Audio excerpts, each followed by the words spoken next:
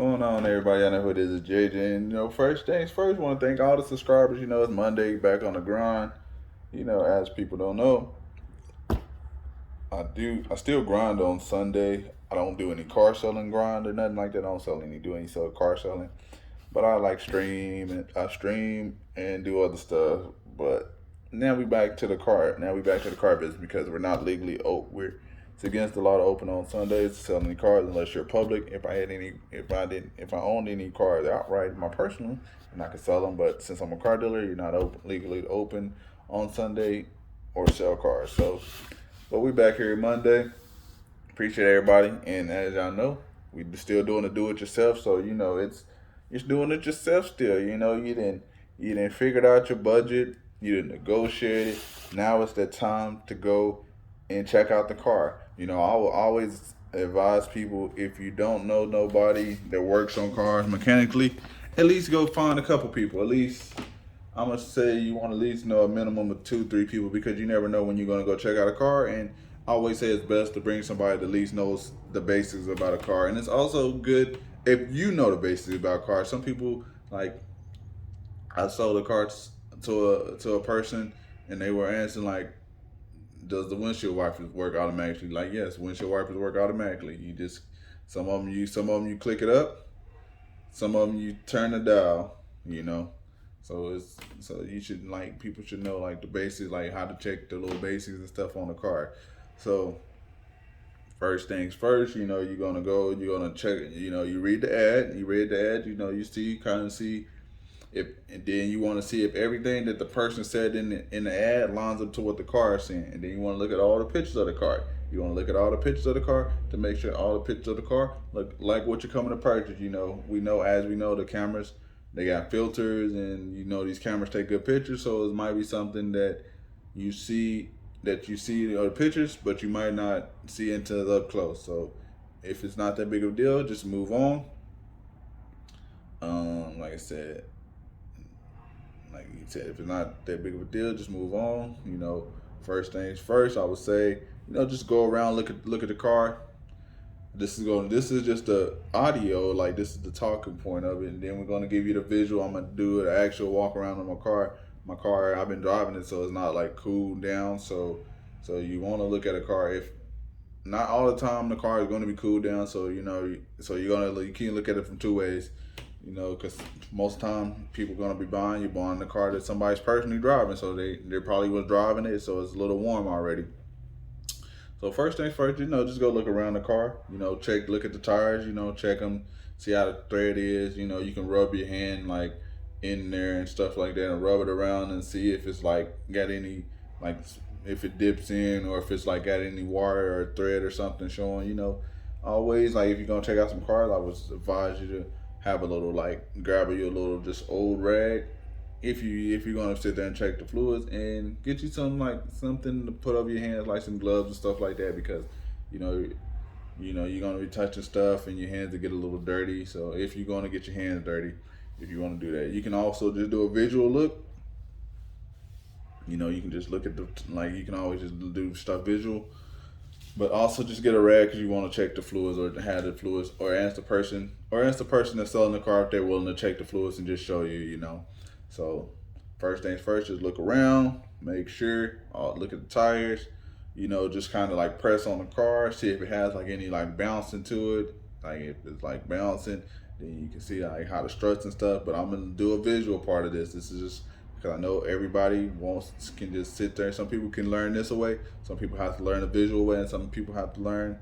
And some people, you have to literally they have to be there with you, and you have to teach them hands on. So people learn all different ways. So that's why I want to make the video all different ways for everybody's different learning preferences. So you just kind of just get on the front, check one side, see how it bounces. Go check the other side, see if it bounces the same. Then you're good. Check the back and do a little bounce test. Look around the car, pop the trunk, pop the hood. Pop the trunk, see if it's, like, got a spare tire in there. You want to make sure you got a spare. Make sure it has a jack. You want to, just in case. You never know. You're buying a used vehicle. You never know. The tire, the person might have just aired up the tire. One tire might be low. one tire you might run over a nail. You never know. You're gonna need a spare one day maybe. But some people never use a spare. But make sure you know have a spare in there, jack. Okay, check the trunk. See that? Okay.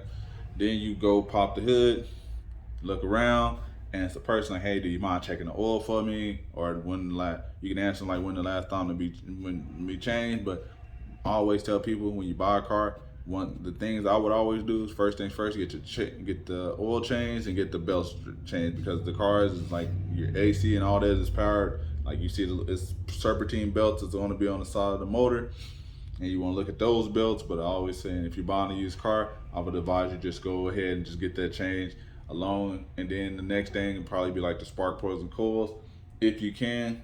But if there's a lot of times it doesn't need to be replaced. If it's not showing any signs of like missing and stuff like that, don't. But I always like the oil change, valve cover gaskets, and the belts is three things that I would suggest people always be changed because cars over time they get old. The valve cover is gonna leak. It's gonna leak. It doesn't matter. There's gonna be some fluid that's on the side because the oil leaked or something. All cars, everybody gets old. Everybody gets old. Cars get old. As people get old, stuff wears out. So valve cover gaskets, serpentine belts, and change the oil. And get your oil pan gasket too. Some get your gaskets, all gaskets. So but have the person that you with check the oil. If it's got a transmission, a lot of newer cars they have fully encased transmission, so it's really not a transmission dipstick. But if it's one, just ask the person, hey, after first check the oil. If the car's cooled off, radiator cap or looking to overflow, make sure it's full of coolant. Then you're gonna go get it, answer them like, hey, do you mind if I see the keys right quick?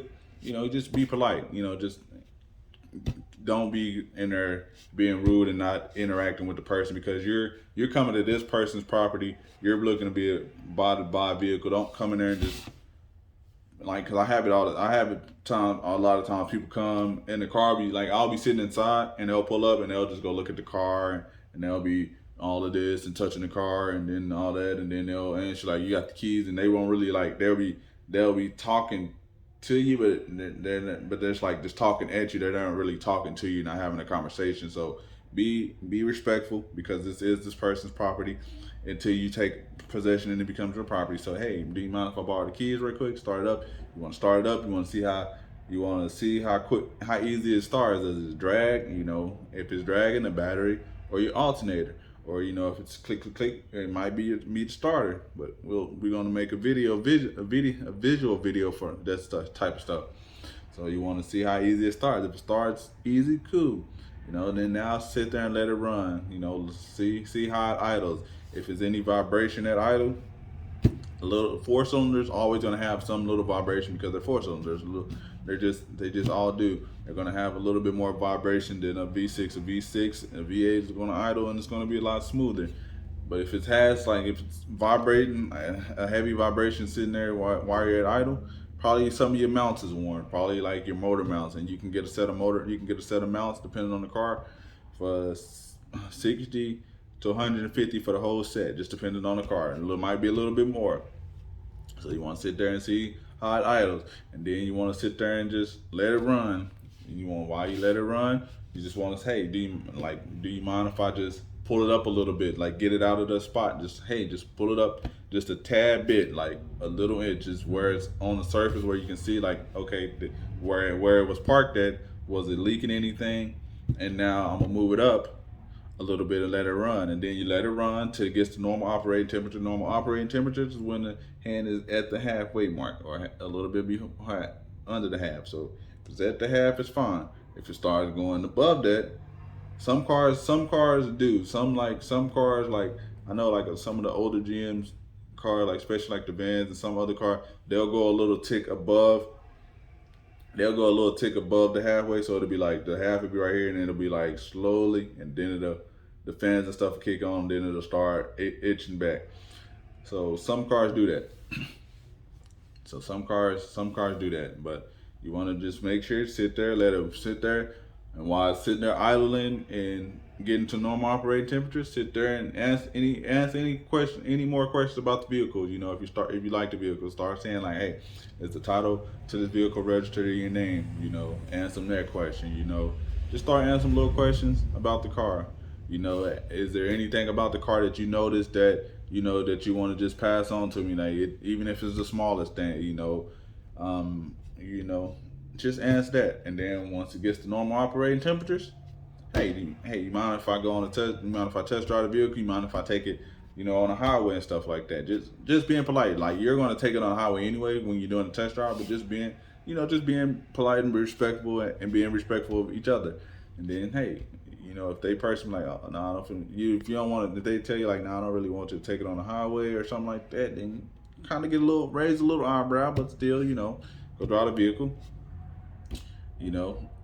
But before you drive off, pull it up a little bit more. Pull up before you're leaving and check the spotlight. Oh, if it's anything leaking here, while it's been sitting here running, okay. If not anything leaking, hey, go take it for a test drive. Make sure it shifts through all its gears. See how, then go over little bumps or something like that. And some like, hey, if it's a little school zone, or if it's a little apartment complex, and go over those little speed bumps. See how it handles over any little bumps and stuff. And then you come back, boom, park the car, leave the car running. You know, now you done put a little pressure on it and see if that temperature hand is gonna stay normal or if it's gonna raise up. Because sometimes cars, unless you put that pressure on it, then a lot of times that fan and like that the hand won't move and stuff like that. So sometimes people can dope up a car where it's fine at idle, but until you put that load on the car, then it start having those problems. So you know, after you put the load on it, go for a good little 5-10 minute test drive, come back, park it back, see how it's idling. If it's still idling, stuffing good, go and get going up there, finish negotiate. If you already negotiated, go ahead and go buy your car, you know. And then once you buy your car, like I said, look on Amazon, put your car in the garage, the garage on Amazon, you know, it'll tell you the year, you put your year, make, and models, the motor, you know, it'll answer the motor. So if it's like a 1.8, 2.0, it'll answer like, is it a LS, GS, LT, limited, whatever style of car, you put that in. Now it's in your garage. First things first, I would say go get order your oil, or you can get that from the AutoZone. It really doesn't matter. You can go from the AutoZone, get your serpentine belts, and your valve cover gas, and that'll be the first 3 things that I'll change on that used vehicle. And top off all the fluids, and you'll be good. Well, this video already drug on too long. Now I just gotta make the visual part of it. But hopefully the people who learn this way, y'all learn something, and the people that's gonna learn visual learn something. And then I think I'm gonna try to eventually get to the point where when I don't have to work as much, that I wanna like do like at least twice a month or something, where it's just people that don't know anything about cars, just coming through them, just teaching them, just showing them the basics about cars, just showing them the basic things about cars, and just showing them the basics. You know, that's all I want to do. Help show people the basics, like, hey, you know, how to check your fluids. You know, check your fluids like once a week or every 2 weeks or something. Just depends. You know, how to charge your AC unit if it ever goes bad, how to check and stuff. Like, just want to show people basic stuff that a lot of people don't know, like stuff about cars. But appreciate everybody for rocking with me. This is a long video of me talking. I know some people might watch it all the way through, some people might not. But I appreciate the ones that watch it all the way through. If you haven't already, like the video, subscribe to the channel. I thank y'all. I'm out. Peace.